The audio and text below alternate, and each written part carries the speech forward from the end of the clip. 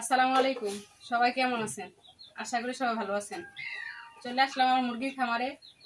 আর ওই যে incubator machine আনছিলাম, ওই মেশিন আজকে ডিম দিব। আমার মেশিন সেটআপ শেষ। কীভাবে রাখছি, কোথায় রাখছি সেটা আপনাদেরকে শেয়ার করতেছি। আর কিভাবে ডিম দিব আমি সেটাও দেখাবো।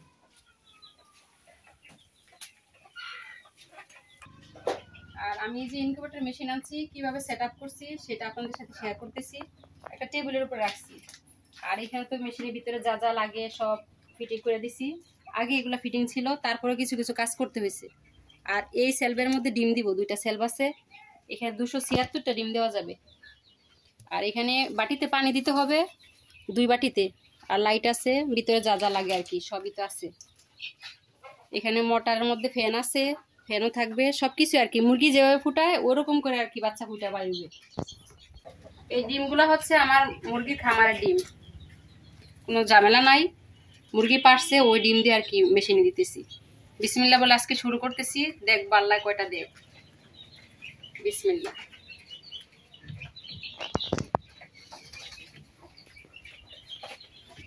এটা 18 দিনে ফুটবে। দুইটা বাটির মধ্যে পানি দিব, পানিও রাখতে হবে। পানি দিয়ে দিলাম। এক এক করে সব ডিম দিয়ে দিব মেশিনের ভিতরে। যে একটা ট্রে আছে, ট্রের মধ্যে দিব। ডিমগুলো মাশাআল্লাহ অনেক বড় বড় ডিম।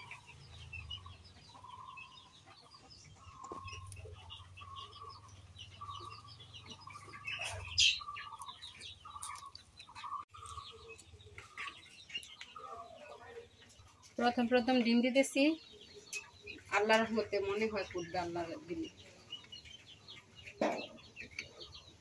এক এক করে সব ডিম দিয়ে দিছি। আমার সব ডিম দেওয়া শেষ মেশিনে।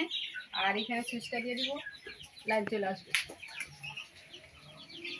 এই যে দেখেন সব ডিম দেওয়া শেষ।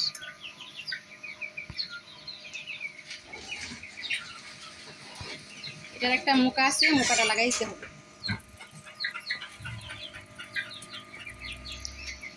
এটা ভালো করে আটকে দিব।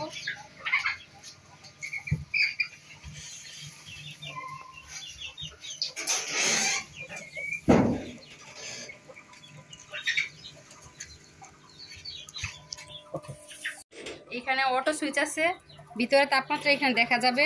আর 60 ঘন্টা পরে পরে ভিতরে যে একটা চেইন আছে ওইটা ঘুরবে। আমার সব ডিম দেওয়া শেষ, বক্সও ফিটিং করা শেষ। সবাই ভালো থাকবেন, সুস্থ থাকবেন। আল্লাহ হাফেজ।